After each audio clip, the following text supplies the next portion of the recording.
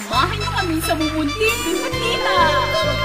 Halina kayong lahat at kami samahan sa munting kutita, pang mundo ng kaalaman. Marami kaming kwento na ikukwento sa inyo. Maraming kaibigan ang makikilala nyo. Munting kutita, munting kutita. Halina kami samahan sa munting kutita. Munting kutita, munting kutita. Halina kami samahan sa munting kutita. Magandang araw po sa inyong lahat, mga friends! Narito na naman po kami, ang kaibigan niyo sa Mumunting Kutita. Ako po si Makoy. Isa na naman pong masayang araw ang hatid namin sa inyong lahat. Candy is here. Yo! 30 minuto na naman pong saya at story ang hatid namin sa inyong lahat. Ako naman si Tuknoy, ang inyong munting kaibigan. Masayang araw po sa ating lahat at maligayang pakikinig. Ako po ang batang may munting tinig, si JD. Kaya nga po, narito na naman po ang inyong mga munting kaibigan para mas lalong pasayahin ang inyong mga araw. Dahil kakaiba na naman pong dimension ang pagdala namin sa inyo ngayong araw na ito. At isa na namang mahalagang bagay ang inyong matututunan sa inyong buhay. Kaya nga mga friends, sabihin nyo na rin sa mga kaibigan nyo sa skulang tungkol sa mumunting kutita. Oo nga. Dahil sigurado kami kapag napakinggan na nila ang programang ito, I'm sure magiging masaya din ang mga kaibigan nyo katulad nyo. Kaya sama-sama na naman po natin sa lubungin ang isang magandang araw. Kasama ng inyong mga munting kaibigan. Dito lang sa programang Walang Katulad. Ang programang walang kasing ganda. Ay siyempre, ang programang punong-puno ng kaalaman. Ang programa para sa inyong lahat, ang Munting Kutita! Makikilala nyo. Munting kutita, munting kutita. Halina kami samahan sa munting kutita. Munting kutita, munting kutita. Halina kami samahan sa munting kutita. Nakakita ka na ba ng batang mataba o kaya naman maitim ang buka? Sabi ng iba, sila daw ay iba, para bang galing sa ibang planeta. Tayo'y magkaibigan, tayo'y magkaibigan. Umaraw man o umulan, anumang oras na kailangan, tayo'y magkaibigan.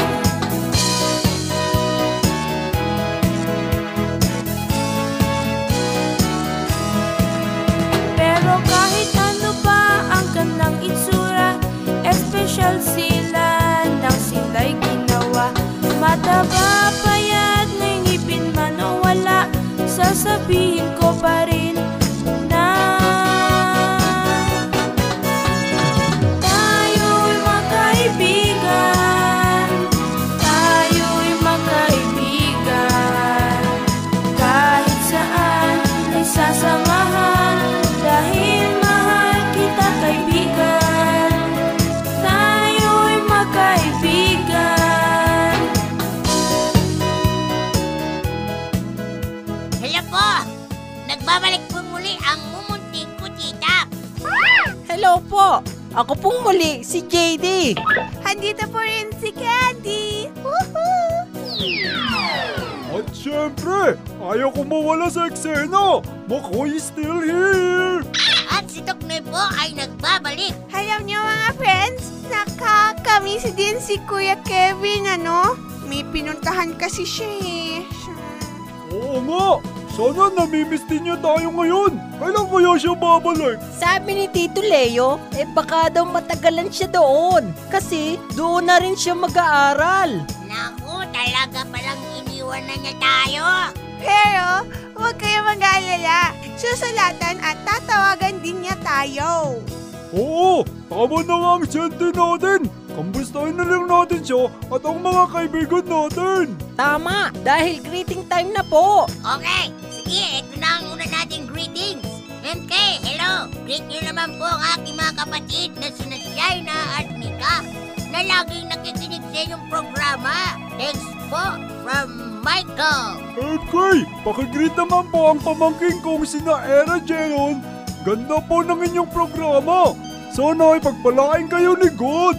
From Tita Gladys. Magandang araw po sa inyo, Tita Gladys. Eto naman. Hello, MK team. I'm Hara. I know I'm always listening to your beautiful program. More power po sa inyo and hopefully na makita ko kayo at maging friends. God bless. Hi, Ara. Pwede ka ring magpadala ng pictures mo para naman makapag-send din kami ng pictures ng buong cast ng MK. Oo nga naman. Send mo lang iyon sa aming main office. Sa P.O. Box 332, Baguio City, Philippines. 2600. Uulitin ko ha. It's P.O. Box 332, Baguio City, Philippines. 2600. Wait namin ang mga letter mo. Kayo din po mga friends. Wait na kami ng mga letters nyo. MK, sana mas maging maganda pa ang mumunting ko titap. Kasi paborito ko yung pakinggan sa radyo. Dahil magaganda ang mga kwento. From Mary Rose Ann, 10 years old. Don't worry, Mary Rose, dahil kayo ang inspirasyon namin. Mas paggagandahin pa namin ito. Next message po natin ay galing kay Maricar Bais. Pwede ba, Mip, makipagkaibigan? Kasi nag-enjoy akong makinig tungkol kay God. At gusto ko po magkaroon ng friends. Happy ako at nakilala ko po si God dahil sa inyo. Wow! Ang ganda naman ng message ni Maricar. Simula ngayon, Maricar, ay magiging kaibigan mo na kami. Maraming salamat at napakaganda ng text message mo sa amin. At meron pa. Good day po, I'm Sheena. Your program was great. I like it very much. I'm an avid listener. Nakikinig po ako every weekend. God bless po. Hello sa iyo, Sheena, at sa inyong buong family. MK, hello po. Pwede po ba makipagkaibigan sa inyo? Greet ko lang po ang mama at papa ko. Thanks po, from Jenny Wee. Ito pa. Hello, MK. Greet ko po ang aking papa, Jong Jong. Mama Grace, Loy Loy at Jan Jan. May sister Kaning at sa inyong lahat dyan sa mumunting ko titap. Greetings from avid listener, Yvonne Abigail. Thanks po! Wow, grabe, Tim! Ang gaganda talaga ng mga message ng mga friends natin. Nakakatuwa at nakaka-bless. Oo nga, Kuya Makoy. Talagang nakaka-touch. Kaya kayo mga friends, text na rin kayo. Oo nga po. Mag-send na rin kayo ng mga greetings nyo sa mga bago nyong friends at bago nyong teachers. Send nyo lang po yan sa aming MK number. Just type MK space, your name and messages. Send it to 0920-594-1049. That's 0920-594-1049. O mga friends, wait namin mga text nyo ha. Kapit na po kayo mga friends. Dahil ito na naman ang aming bagong adventure. Kaya tawa na ang buong pamilya at mag-enjoy sa aming kakaibang adventure! Dahil magbabalik po ang inyong mga mumunting kutita. Ay, kaibigan! Dito lang po yan sa paborito nyong programa, ang Mumunting Kutitap! Balitang abroad, isa pong napakalakas na lindol ang yumanig sa hilagang bahagi ng China. Libo-libong tao po ang namatay at natabunan sanhi ng pagbagsak ng mga nagtataasang gusali. Itay!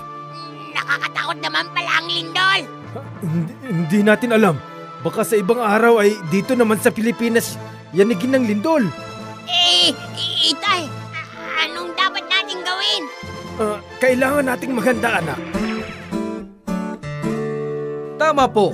Dapat ay laging handa dahil hindi natin alam kung anong oras dumarating ang mga sakuna.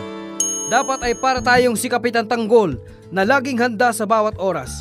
At kapag dumating na ang sakuna ay dapat nakahanda ang bawat pamilya para harapin ang ganito mga pangyayari. Kaya kayo mga friends, handa ba kayo? Heto si Kapitan Tanggol para sa ating Safe Ka Ba Tips. Heto na naman po ako mga kaibigan, ang inyong lingkod, si Kapitan Tanggol. Listen up, yo, because Kapitan Tanggol is here now. Here we go! Panahon ng unos, maging handa tayo, makinig, makiramdam, at maging alerto. Ihanda ang pangdepensa at iba pang kailangan nang tayo'y makaiwas sa anumang kapahamakan. KT, Kapitan Tanggol, siya ang ating depensa. Safe ka ba? KT, Kapitan Tanggol, sa disaster karamay siya. Safe ka ba? KT, Kapitan Tanggol, siya ang ating depensa. Safe ka ba? KT, Kapitan Tanggol, gol.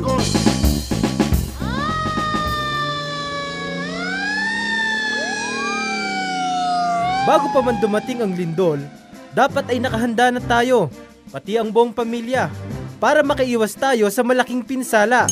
Una, dapat ayusin ang mga sirang electrical wiring, mga daanan ng gas, tubo ng tubig, at iba pang utility connections. Pangalawa, italing mabuti ang refrigerator at iba pang mga kagamitan na maaaring mahulog o matumba. Ilagay ang mga mabibigat na gamit sa mababang kabinet at idikit ng mabuti sa mga dingding ang mga salamin at likwadrong mga larawan. Ilagay ang mga babasaging gamit sa mga mababang estante na madaling abutin. At ang pinakahuli at dapat tandaan ay maghanap ng mga ligtas na lugar sa bawat silid tulad ng matibay na mesa o yaong nasa tabi ng dingding sa loob ng bahay. Para laging ligtas, dapat laging handa.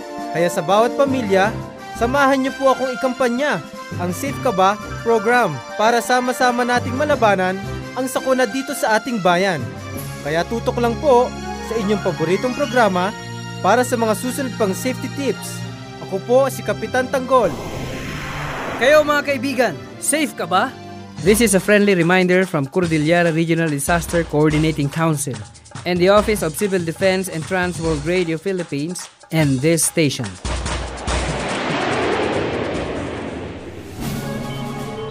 Mahal na prinsesa, meron po tayong isang mahalagang misyon sa MK Team. Ano yun, Moby Z? Dahil po sa mabilis na pag-unlad ng ating teknolohiya, nagkalat na ang maraming tukso sa telebisyon, internet at maging sa mga babasahin. Ano ang ibig mo sabihin, Moby Z? Dahil dito sa tuksong ito, ayaw na nilang makita at tinatago na lang nila ang isang mahalagang aklat.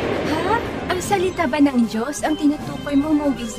Tumpak, mahal na prinsesa, wala nang panahon ang tao para basahin ang Biblia, kaya kailangan po nating makagawa ng isang magandang misyon para sa MK Team. Nakakalungkot ang isipin, Moby Z.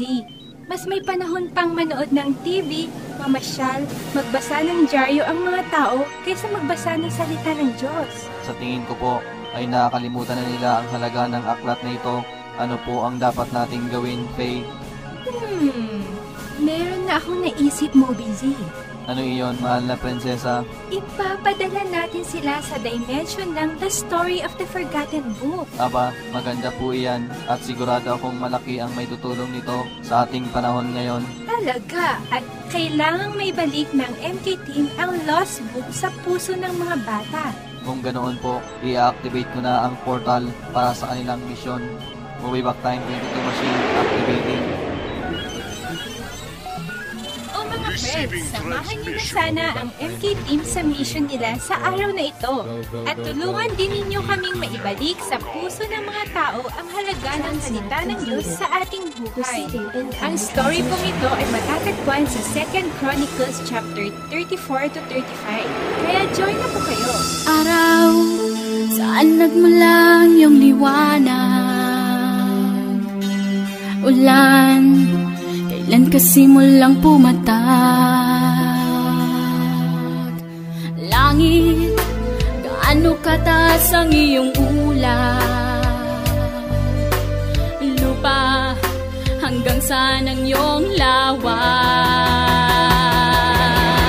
Halina't alamin natin ang katotohanan. Tayo na tuklasin natin ang kasaysayan. Sa bawat hakbang ay matatagpuan kasagutan ng bawat katanungan. Isip, ano ang kaya mong gawin? Damdamin, alin ang dapat mong sundin? May katanungan, may kasagutan. Ang paglalakbay, may pupuntahan.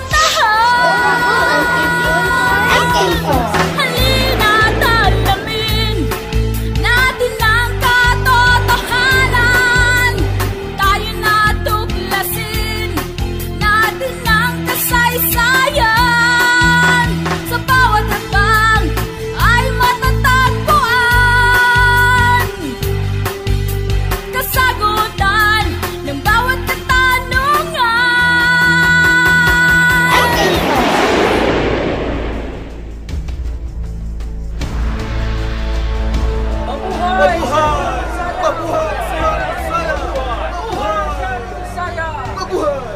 Tim, tingnan nyo. Bakit parang napakabata ng hari nila? Oo nga no, parang kasing edad lang natin ang hari nila. Baka naman talagang ganito ang king nila dito sa dimension na ito. Pero in fairness kung mukha si Menino Mulak na maliit.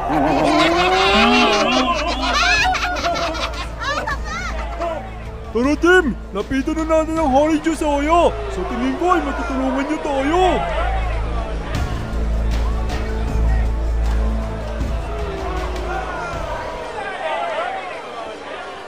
Hello po, Kawal. Pwede po ba naming makita si King Josiah?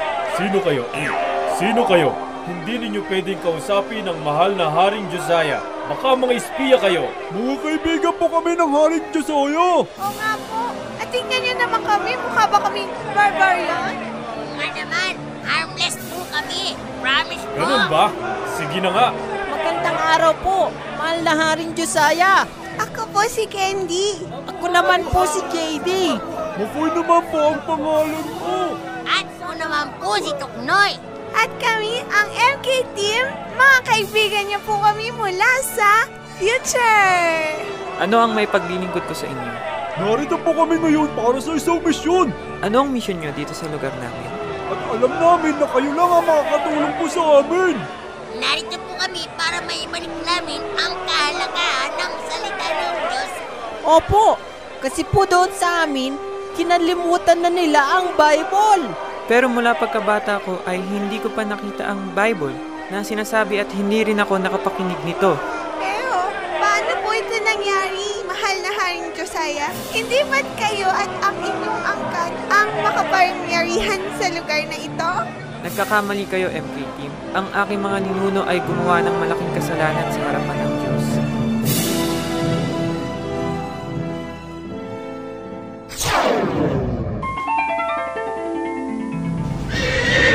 Dalian ninyo, magtayo kayo ng mga rebulto ni Baal upang siyang sambahin ng mga tao.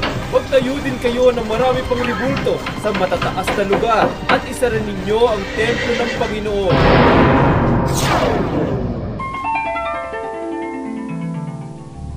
Kaya paano ko kayo tutulungan sa inyong misyon kung pati akong hari ay walang kaalam-alam sa salita ng Diyos? Ibig pong sabihin ay nakasara pa rin ang templo ngayon, Haring Josiah? Oo, JD. Teka, bakit nga kaya hindi ko ito muling pabuksan at palinisan? Oo, magandang idea po yan, mahal na hari. Tutulong po kami.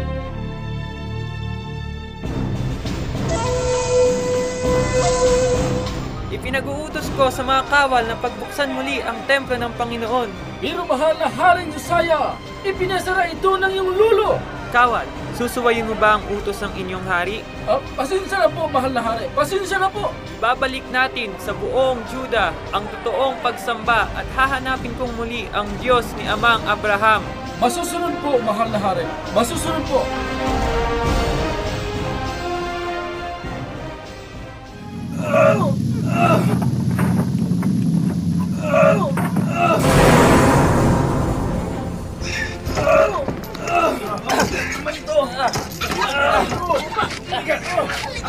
Ang dumi! Walisin natin! Ang daming agyo!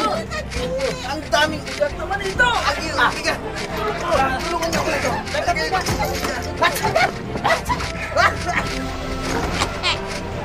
Grabe naman dito! Napakarumi! Napakalikabok! Parang ilang taong hindi nalinisan at nabubuksan. Oo nga! Tapos, punong-puno pa ng sapot! Mahal na Haring Josiah! Mahal na Haring Josiah! Ano po yun, mahal na saserdote? Meron pa kaming natagpo ang isang aklat malapit sa altar ng templo. Isang aklat? Anong aklat ito, mahal na saserdote? Ang aklat na ito ay aklat na isinulat pa ni Moses, ang matapat na propeta ng Diyos. Ang aklat na ito ay naglalaman ng salita ng Diyos. Tim! Kakaiba palang Bible nila, no? Hindi katulad sa atin.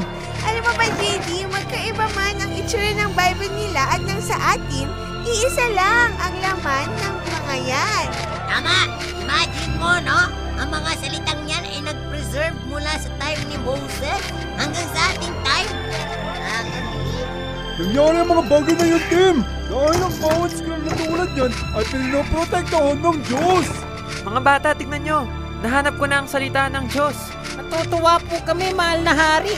At nahanap niyo na ang libro ni Moses. Pero, hindi po namin maintindihan ang mga nakasulat dyan. Paano niyo po ito babasahin?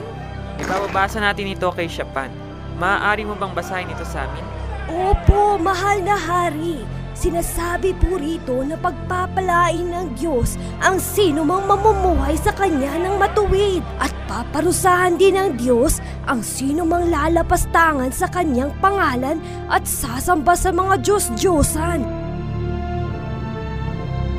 Ibig sabihin ay paparusahan tayo ng Diyos dahil sa pinagagawa ng ating mga ninuno. Isa itong malaking kasalanan sa harapan ng Panginoon. Ano po ang gagawin niyo ngayon, mahal na hari? Kawal! Opo, mahal na hari! Opo, mahal na hari! Bakit po? Ipinag-uutos ko na tanggalin ang lahat ng ribulto ni Baal mula sa bayan ng Benjamin hanggang sa bayan ng Neptali. Ilabas niyo ang lahat sa kaharian at sunugin. Masusunod, mahal na hari!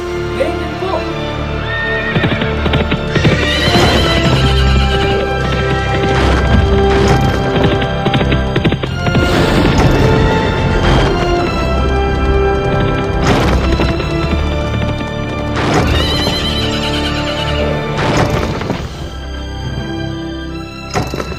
Bakit ito nagawa ng aking mga ninuno? Bakit nila sinuway ang salita ng Diyos? Bakit nila ito tinago at kinalimutan? Haring Josiah, huwag na po kayong umiyak. Tama na po yan. Pero paano kapag paparusahan ng Diyos ang mga tao dahil dito? Huwag po kayo mawalan ng pag-asa. Baka meron pa po tayong magagawa. Huwag nang malungkot at magdalamhati ang munting hari. Sino naman po kayo? Ako si Hulda, ang propeta ng Diyos. Ano po ang pinapasabi ng Diyos? Tunay ngang ipapadala ng Diyos ang kanyang kaparusahan sa Israel. Subalit, dahil nagpakumbaba ang Haring Josiah, hindi niya paparusahan ang mga tao. Talaga, Hulda? Magaling! MK Team, huwag muna sana kayong umalis dahil ipapatawag ko ang buong bayan ng Israel para sa isang malaking pagtitipon. At doon ay babasahin ko ang salita ng Diyos upang makipagtipan sila sa Diyos. Maganda pong idea yan, Haring Josiah. Susuportahan ka namin. Sure!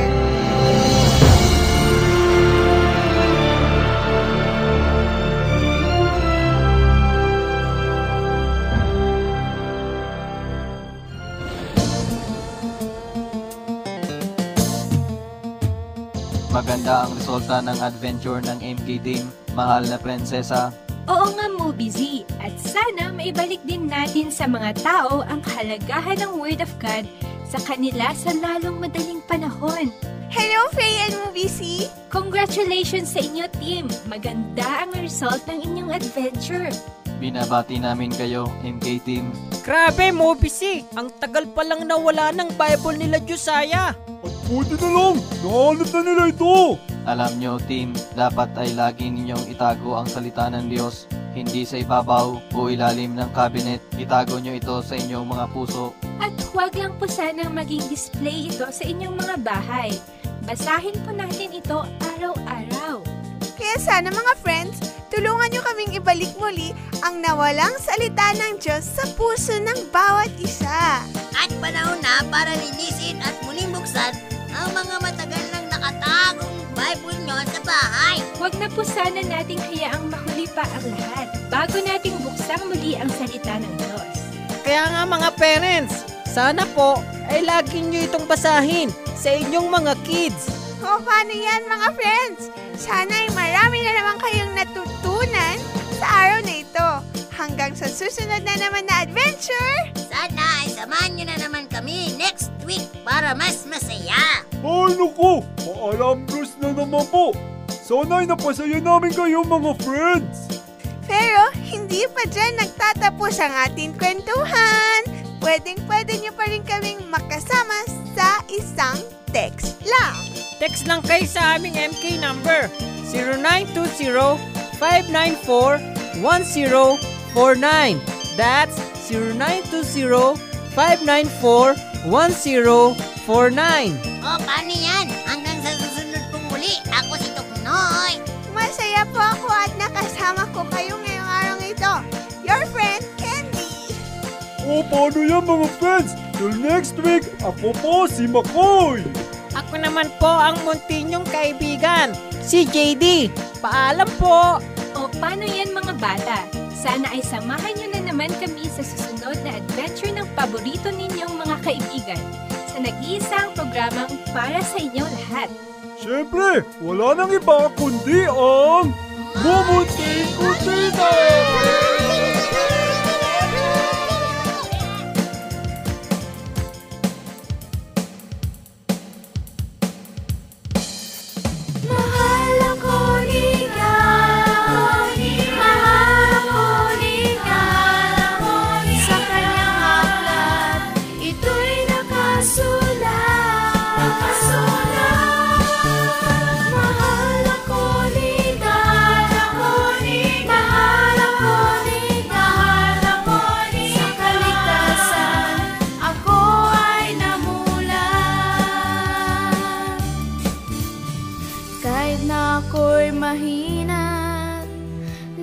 Nagkakasala, pag-ibig niya'y di mawawala.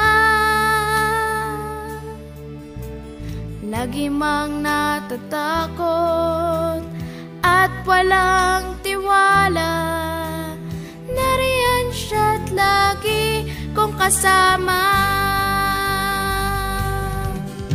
Mahal ako ni God, mahal ako ni God, sa kanyang aklat ito'y nakasulat. Mahal ako ni God, mahal ako ni God, sa kaligtasan ako ay namulat. Kahit na kulang pa ang aking nalalaman, hindi niya ako pababayaan.